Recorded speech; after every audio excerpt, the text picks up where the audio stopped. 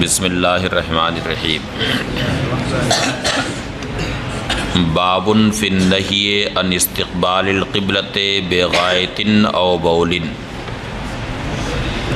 یہ باب قضائے حاجت کے وقت استقبال قبلہ سے نہی کے بیان میں۔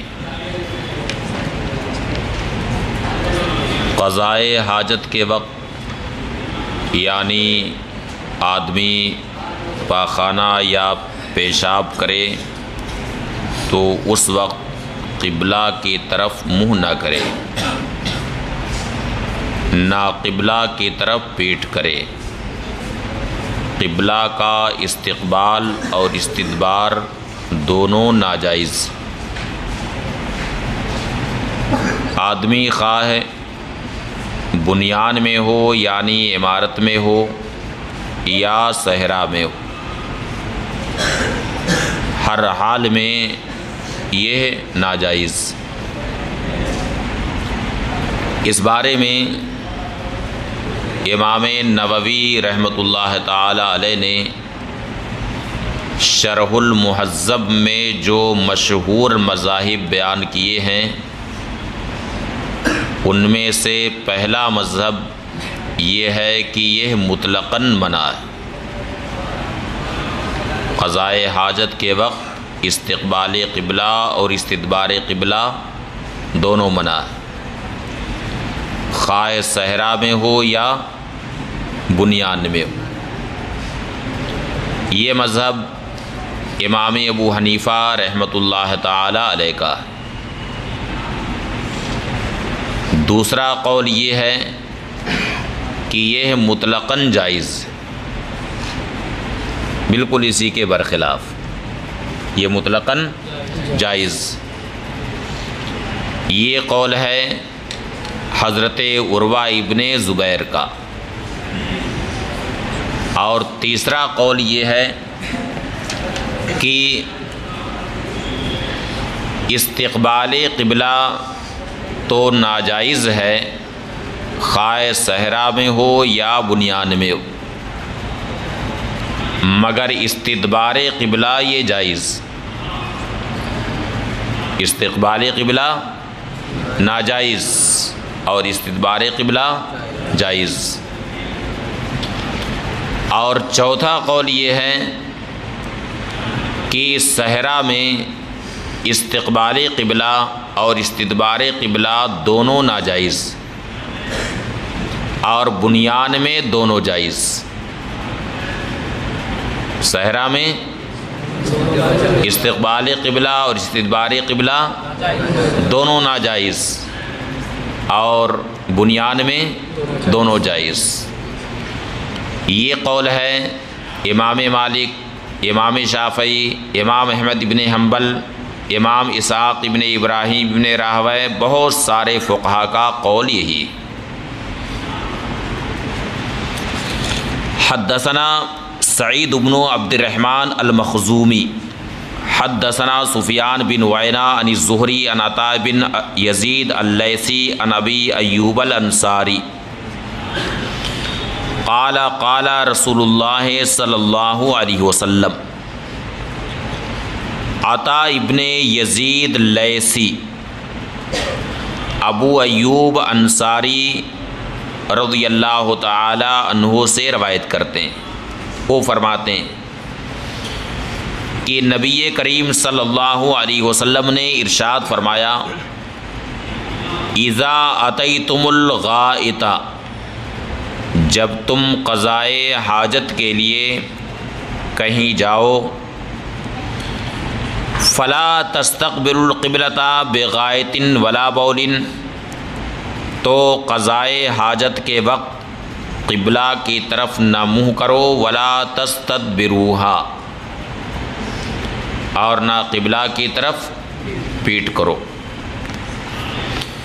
ولیکن شرقوا او غربوا، لیکن تم مشرق کی طرف اپنا منہ یا اپنی پیٹھ کر لو، یا تم مغرب کی طرف اپنا منہ یا اپنی پیٹھ کر لو،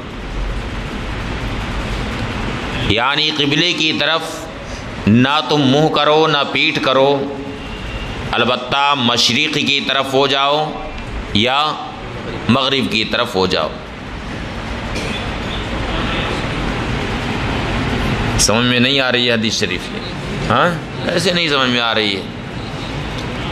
مدینہ طیبہ سے قبلہ یہ ہے جانب جنوب میں، کدھر ہے قبلہ؟ جانب جنوب میں۔ جیسے یہاں سے قبلہ جانب مغرب میں ہے تو مدینہ طیبہ سے قبلہ یعنی کعبہ اطہر کدھر ہے؟ جانب جنوب میں۔ تو اب اگر کوئی مدینہ طیبہ میں ہو تو جانب جنوب میں اپنا منہ یا پیٹھ کرے تو ایسی صورت میں قبلہ کی طرف اس کا منہ ہوگا یا قبلہ کی طرف اس کی پیٹھ ہوگی۔ اور اگر جنوب اور شمال سے ہٹ کر کے مشرق یا مغرب کی طرف وہ اپنا منہ یا پیٹھ کرتا ہے تو اس صورت میں نہ تو قبلہ کا استقبال ہوگا اور نہ قبلہ کا استدبار ہوگا۔ سمجھ گئے؟ لیکن وہ ممالک جو قبلہ سے جانب مشرق میں ہیں جیسے ہندوستان ہے یا وہ جانب مغرب میں ہیں تو ایسے بلاد کے لیے اور ایسے ممالک کے لیے حکم ہوگا وَلَٰكِن جَنِّبُوا أَوْ شَمِّلُوا، یعنی جنوب میں ہو جاؤ یا شمال میں ہو جاؤ، تاکہ نہ تو قبلہ کا استقبال ہو اور نہ قبلہ کا استدبار ہو۔ تو یہ حکم خاص کن کے لیے ہے؟ اہل مدینہ کے لیے ہے اور ان لوگوں کے لیے ہے، ان ممالک کے لیے ہے جو قبلہ سے شمال کی طرف ہیں یا جنوب کی طرف۔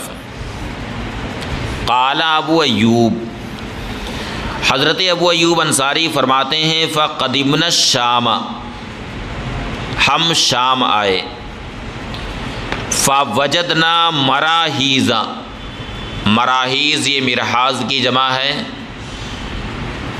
اس کا اصل معنی یہ رحض الماء سے ہے، تو چونکہ حمامات میں گرم پانی کا بھی انتظام ہوتا تھا اس لیے اس کی تعبیر مراحیز سے کی۔ فرماتے ہیں فوجدنا مراحیزا، وہاں پہ ہم نے بیت الخلا کو یعنی حمامات کو اس طور سے پایا کہ قد بنیت مستقبل القبلۃ، جو قبلہ کے رخ پر بنے ہوئے تھے۔ اب ہم کیا کرتے؟ فرمایا فننحرف عنها ونستغفر اللہ، تو ہم ان سے انحراف کرتے، ونستغفر اللہ، اور اللہ سے استغفار کرتے۔ ننحرف عنہا میں ہا کی ضمیر کدھر لوٹ رہی ہے؟ اس میں دو احتمال ہے۔ ایک احتمال یہ ہے کہ یہ ہا کی ضمیر خود مراحیز کی طرف لوٹ رہی، تو مراد یہ ہے کہ ہم ان مراحیز سے انحراف کرتے، ان حمامات میں ہم نہیں جاتے بلکہ ہم کہیں اور قضائے حاجت کرتے۔ البتہ جن لوگوں نے لا علمی میں ان مراحیز کو قبلہ رخ پر بنایا تو ہم ان کے لیے استغفار کرتے تھے۔ ایک معنی یہ، اور دوسرا معنی یہ ہے کہ ننحرف عنہا میں ہا کی ضمیر قبلہ کی طرف لوٹ رہی، تو مراد یہ ہے کہ ہم ان مراحیز میں جاتے لیکن ان میں ہم اس طرح سے بیٹھتے کہ ہم قبلہ سے منحرف رہتے تھے، قبلہ سے منحرف رہتے تھے۔ اور ایسا ہو سکتا ہے کہ نہیں کہ اگر فرض کریں کہ سیٹ قبلہ رخ پر بیٹھی ہوئی ہے تو آدمی اس طرح سے بیٹھ سکتا ہے کہ قبلہ سے منحرف ہو جائے۔ اس لیے یہاں پر دوسرا معنی یہ ہے کہ ننحرف عنہا میں ہا کی ضمیر خود قبلہ کی طرف لوٹ رہی ہے، یعنی ہم ان مراحیض میں جاتے مگر قبلہ سے ہم منحرف ہو جاتے تھے۔ وَنَسْتَغْفِرُ اللَّهَ، اور اللہ سے ہم استغفار کرتے، یعنی خود بھی ہم اپنے لیے بھی استغفار کرتے اور ان لوگوں کے لیے بھی استغفار کرتے جنہوں نے ان مراحیض کو قبلہ رخ پر بنایا تھا۔ اس حدیث شریف سے یہ معلوم ہوا کہ قضائے حاجت کے وقت قبلہ کا استقبال اور استدبار دونوں ناجائز، خواہ صحرا میں ہو یا بنیان میں ہو، کیونکہ اس حدیث شریف میں صحرا یا بنیان کی کوئی تفصیل نہیں ہے، بلکہ علی الاطلاق قضائے حاجت کے وقت استقبال اور استدبار دونوں سے منع کیا گیا ہے۔ اس لیے اس کے اطلاق کو باقی رکھتے ہوئے امام ابو حنیفہ رحمۃ اللہ تعالیٰ علیہ نے فرمایا کہ قضائے حاجت کے وقت استقبال اور استدبار دونوں علی الاطلاق منع۔ وفی الباب، اس باب میں عبداللہ ابن الحارث اور معقل ابن ابی الہیثم سے روایت۔ معقل ابن ابی الہیثم کو معقل ابن ابی معقل بھی کہا جاتا، یعنی انہی کو معقل ابن ابی ہیثم بھی کہا جاتا ہے اور معقل ابن ابی معقل بھی کہا جاتا ہے، اور انہی کو معقل ابن ام معقل بھی کہا جاتا ہے، اور انہی کو معقل ابن یسار بھی کہا جاتا ہے۔ یہ سب ایک ہیں، اس لیے کہیں کسی دوسری تعبیر میں آئے تو یہ مت سمجھیے گا کہ یہ دوسرے کوئی، یہ سب ایک ہی۔ ویقال معقل ابن ابی معقل، اور انہیں معقل ابن ابی معقل بھی کہا جاتا ہے، اور ابو امامہ باہلی، ابو ہریرہ اور سہل ابن حنیف رضی اللہ تعالی عنہم سے روایت۔ قال ابو عیسیٰ، امام ترمذی فرماتے ہیں حدیث ابی ایوب احسن شیء فی ھذا الباب واصح، حضرت ابو ایوب انصاری رضی اللہ تعالی عنہ کی حدیث اس باب میں سب سے زیادہ حسن اور صحیح ہے۔ وابو ایوب اسمہ خالد بن زید، اور ابو ایوب انصاری کا نام خالد ابن زید، مگر نام سے یہ مشہور نہیں ہیں، کنیت ہی سے مشہور ہیں۔ ہر کسی کی زبان پر ابو ایوب انصاری ہی رہتا ہے، اور کم ہی لوگ جانتے ہیں کہ ان کا اصل نام کیا ہے، خالد۔ اور اس حدیث کے رجال میں ایک ہیں امام زہری، سفیان بن عیینہ نے کن سے روایت کی ہے؟ امام زہری سے۔ امام زہری یہ امام ابن شہاب زہری، یہ اوساط تابعین میں سے مدینہ طیبہ کے بہت ہی عظیم محدث ہیں، اور ان مکثرین حدیث میں سے ہیں جن کے حفظ و اتقان پر محدثین کا اجماع ہے، بلکہ جس سند میں امام زہری کا نام آتا ہے وہ سند بہت اعلیٰ درجے کی مانی جاتی۔ یہ امام زہری کون ہیں؟ فرماتے ہیں اسمہ محمد بن مسلم، ان کا نام محمد ابن مسلم ابن عبید اللہ ابن شہاب زہری، وکنیتہ ابو بکر، ان کی کنیت ابو بکر ہے، انہیں ابو بکر بھی کہا جاتا ہے، ابن شہاب زہری یہ زیادہ کہا جاتا ہے۔ قال ابو الولید المکی، اب یہ حدیث شریف شوافع، مالکیہ اور حنابلہ سب کے خلاف حجت ہے، جو اس بات کے قائل ہیں کہ بنیان میں استقبال قبلہ اور استدبار قبلہ جائز ہے، ان کے خلاف یہ حدیث شریف حجت۔ اسی لیے امام شافعی رحمۃ اللہ تعالی علیہ اس حدیث شریف کی اب تعویل کرتے ہیں کہ یہ حدیث محمول ہے صحرا پر، بنیان پر یہ محمول نہیں، مگر یہ امام شافعی رحمۃ اللہ تعالی علیہ کا اپنا اجتہاد ہے۔ امام ابو حنیفہ فرماتے ہیں کہ اس حدیث شریف میں الاطلاق منع کیا گیا ہے، اس لیے یہ حدیث اپنی اطلاق پر محمول۔ قال ابو الولید المکی، ابو الولید مکی کہتے ہیں قال ابو عبداللہ الشافعی، امام ابو عبداللہ محمد ابن ادریس شافعی نے فرمایا، انما معنی قول النبی صلی اللہ علیہ وسلم لا تستقبل القبلۃ بغائط ولا بول ولا تستدبروها، یعنی یہ جو حدیث شریف ہے اس کا کیا معنی ہے؟ فرماتے ہیں انما ھذا فی الفیافہ، یہ کس کے بارے میں ہے؟ فیافہ، یہ فیفا کی جمع، یہ کس معنی کس پر محمول ہے؟ صحرا پر۔ فاما فی الکنف المبنیۃ لہ، فاما فی الکنف المبنیہ لہ رخصۃ فی ان یستقبلھا، اور رہے وہ کنیف یعنی وہ عمارتیں جو اس کے لیے بنی ہوئی ہوں، تو اس میں استقبال قبلہ کرنے کی رخصت، اس میں یہ رخصت ہے کہ قبلہ کی طرف منہ کرے۔ وَهَكَذَا قَالَ اسحاق، یہی قول کن کا ہے؟ اسحاق ابن ابراہیم ابن راہویہ کا۔ کن کا قول ہے؟ اسحاق ابن ابراہیم ابن راہویہ کا یہی قول ہے۔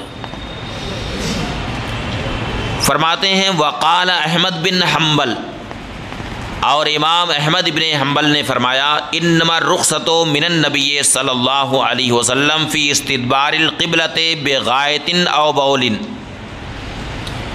نبی کریم صلی اللہ علیہ وسلم سے اس بارے میں رخصت ہے کہ قبلہ کی طرف کوئی پیٹھ کرے قضائے حاجت کے وقت، اور رہا قبلہ کا استقبال کرنا فلا یستقبلھا، تو قبلہ کا استقبال نہ کرے، کانہ لم یرا فی الصحرا ولا فی الکنیف ان یستقبل القبلۃ، گویا کہ امام احمد بن حنبل صحرا اور کنیف میں اس بات کے قائل نہیں ہیں کہ وہ قبلہ کا استقبال کرے۔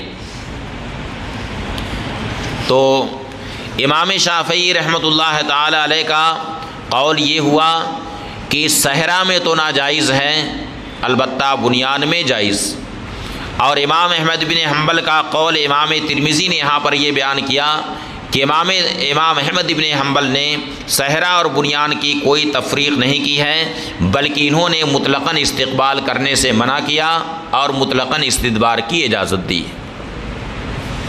یہ امام احمد بن حنبل کا ایک قول ہے، مگر ان کا دوسرا قول وہی ہے جو امام شافعی رحمۃ اللہ تعالی علیہ کا قول۔ اب یہاں گفتگو کا محل یہ ہے کہ جس معنی پر امام شافعی رحمۃ اللہ تعالی علیہ نے اس حدیث شریف کو محمول کیا ہے اس کی کیا دلیل ہے؟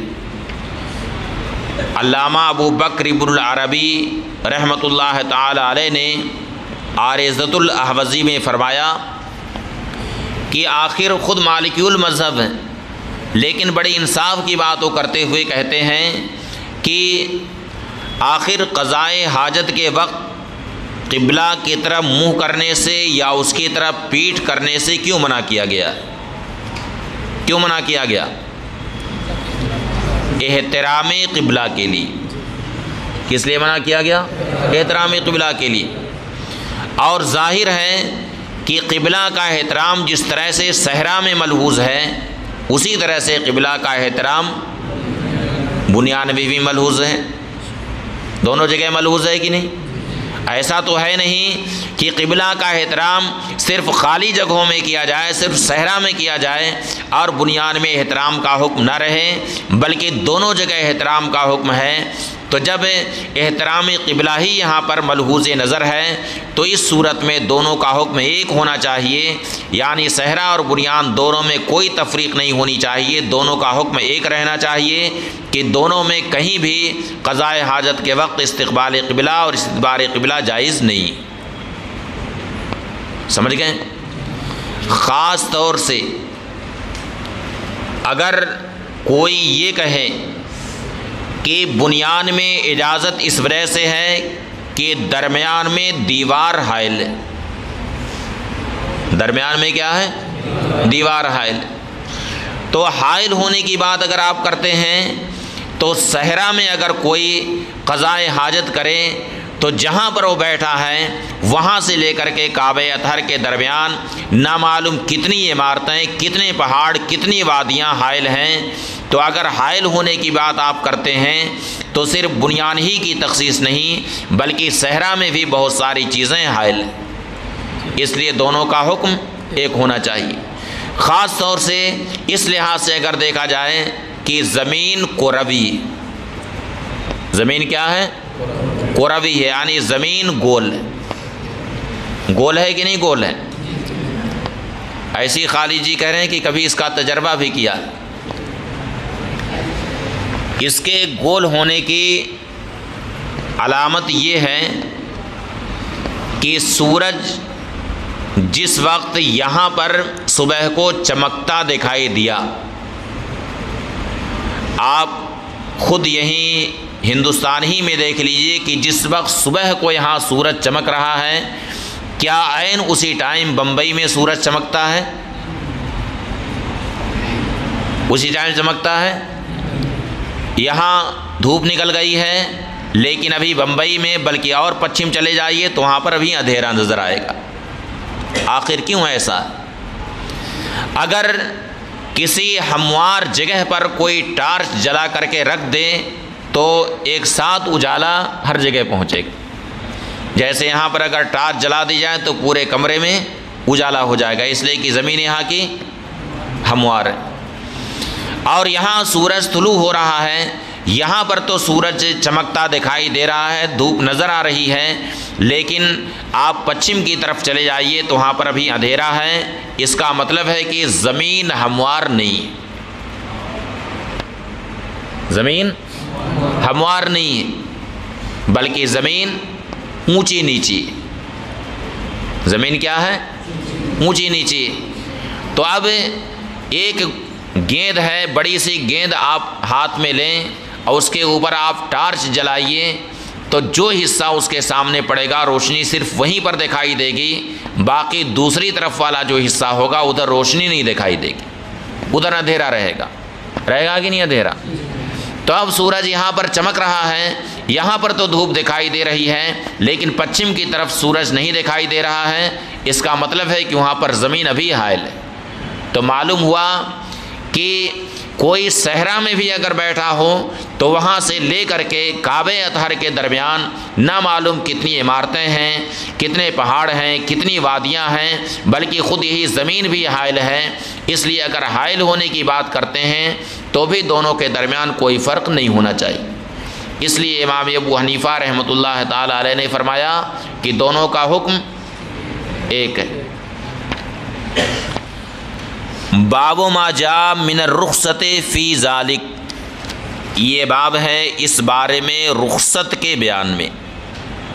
حدثنا محمد بن بشار و محمد بن المثنى قال حدثنا وهب بن جریر حدثنا ابی ان محمد بن اسحاق ان ابان بن صالح ان مجاہد ان جابر بن عبداللہ رضی اللہ تعالی عنہما قال نہى النبی صلی اللہ علیہ وسلم ان نستقبل القبلۃ ببول فرأیتہ قبل ان یقبض بعام یستقبلها۔ ابان ابن صالح امام مجاہد سے روایت کرتے ہیں، انہوں نے حضرت جابر ابن عبداللہ رضی اللہ تعالی عنہما سے روایت کی، وہ فرماتے ہیں کہ نبی کریم صلی اللہ علیہ وسلم نے اس بات سے منع فرمایا کہ ہم پیشاب کرنے کے وقت قبلہ کی طرف منہ کریں، فرأیتہ قبل ان یقبض بعام، پھر فرماتے ہیں کہ پھر میں نے نبی کریم صلی اللہ علیہ وسلم کو دنیا سے تشریف لے جانے سے 1 سال پہلے دیکھا کہ حضور نے قبلہ کی طرف رخ انور کیا۔ دنیا سے تشریف لے جانے سے 1 سال پہلے میں نے حضور کو رخ انور قبلہ کی طرف کرتے ہوئے دیکھا۔ تو اس سے حضرت عروہ ابن زبیر نے استدلال کیا کہ یہ مطلقاً جائز، اسی حدیث سے استدلال کیا۔ وفی الباب، اس باب میں ابو قتادہ، ام المؤمنین عائشہ صدیقہ اور حضرت عمار ابن یاسر رضی اللہ تعالی عنہم سے روایت۔ قال ابو عیسیٰ، ابھی اور آگے بڑھتے جائیے، پھر سب کی توجیہ انشاءاللہ ایک ساتھ ہوگی۔ قال ابو عیسیٰ، امام ترمذی فرماتے ہیں حدیث و جابر فی ھذا الباب حدیث حسن غریب، اس باب میں حضرت جابر کی حدیث حسن غریب۔ حسن غریب کا مطلب سمجھ میں آیا؟ وقد روا ھذا الحدیث ابن لہیہ عن ابی الزبیر عن جابر عن ابی قتادہ، ابن لہیہ نے اس حدیث کی جب روایت کی تو کہا عن ابی الزبیر عن جابر عن ابی قتادہ، یعنی محمد ابن اسحاق نے ابان ابن صالح سے جو روایت کی تو عن مجاہد عن جابر ابن عبداللہ کہا، لیکن ابن لہیہ نے ابو الزبیر سے جب اس حدیث کی روایت کی تو عن جابر کے بعد عن ابی قتادہ کہہ دیا۔ کیا کہہ دیا ہے؟ عن ابی قتادہ، جبکہ امام مجاہد والی جو روایت ہے اس میں عن جابر بن عبداللہ کے بعد عن ابی قتادہ نہیں۔ انہ رأى النبی صلی اللہ علیہ وسلم یبول مستقبل القبلۃ، یعنی حضرت ابو قتادہ نے نبی کریم صلی اللہ علیہ وسلم کو قبلہ کی طرف رخ انور کر کے پیشاب کرتے ہوئے دیکھا۔ اب ابن لہیہ تک امام ترمذی کی سند کیا ہے اس کو بیان کیا۔ اخبرنا بذالک قتیبہ قال اخبرنا ابن لہیہ، سند پہنچ گئی نا امام ترمذی کی ابن لہیہ تک پہنچ گئی نا۔ وحدیث و جابر، اب یہاں پر دونوں حدیثوں میں سے کون سی حدیث زیادہ صحیح، یعنی وہ حدیث جس میں عن جابر عن النبی صلی اللہ علیہ وسلم ہے، یا وہ حدیث جس میں عن جابر عن ابی قتادہ عن النبی صلی اللہ علیہ وسلم ہے، دونوں میں کون سی حدیث زیادہ صحیح؟ امام ترمذی فرماتے ہیں کہ حدیث و جابر عن النبی صلی اللہ علیہ وسلم یہ زیادہ صحیح، یہ زیادہ صحیح۔ کیوں زیادہ صحیح ہے اس کی وجہ بیان کرتے ہیں۔ وہ حدیث و جابر عن النبی صلی اللہ علیہ وسلم اصح، اور جابر عن النبی صلی اللہ علیہ وسلم کی حدیث یہ ابن لہیہ کی حدیث سے زیادہ صحیح۔ کیوں زیادہ صحیح ہے؟ وَإِبْنُ لَهِيَّةَ ضعیف عند اہل الحدیث، ابن لہیہ یہ کیا ہیں؟ ضعیف ہیں۔ کن کے نزدیک؟ دیکھو اہل حدیث ترجمہ مت کرنا، ابن لہیہ یہ محدثین کے نزدیک ضعیف ہیں۔ کیا ترجمہ کرو گے؟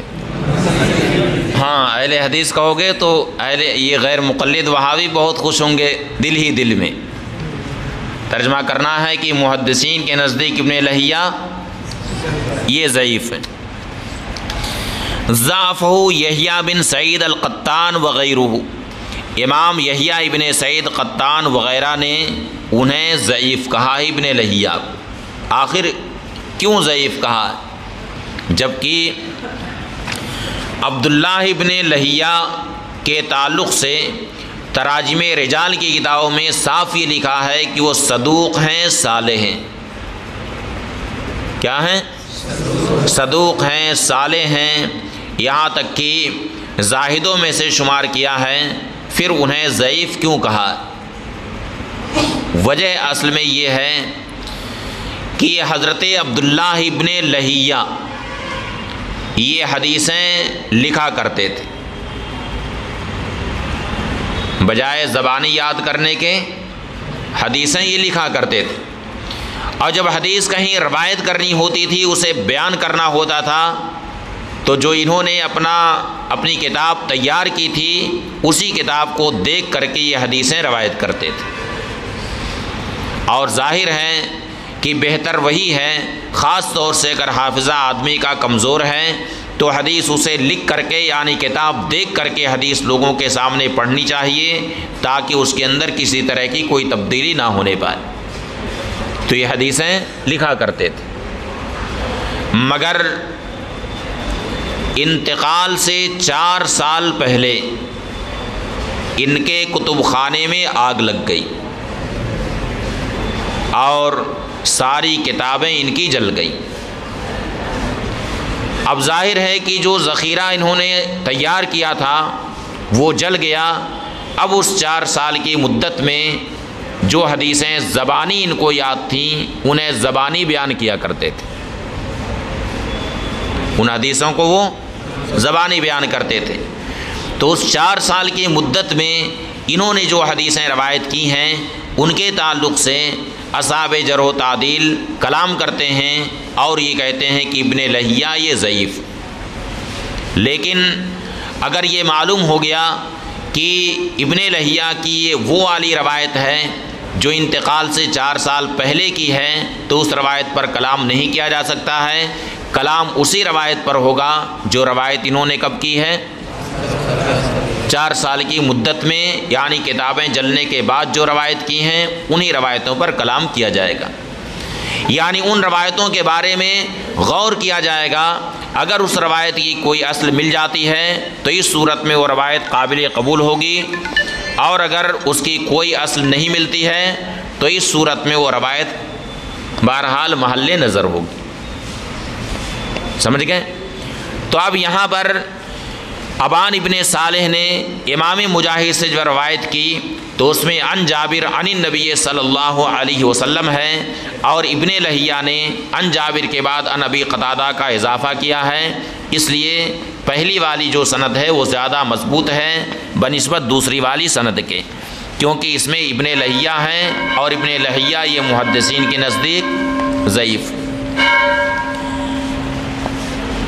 حدثنا حناد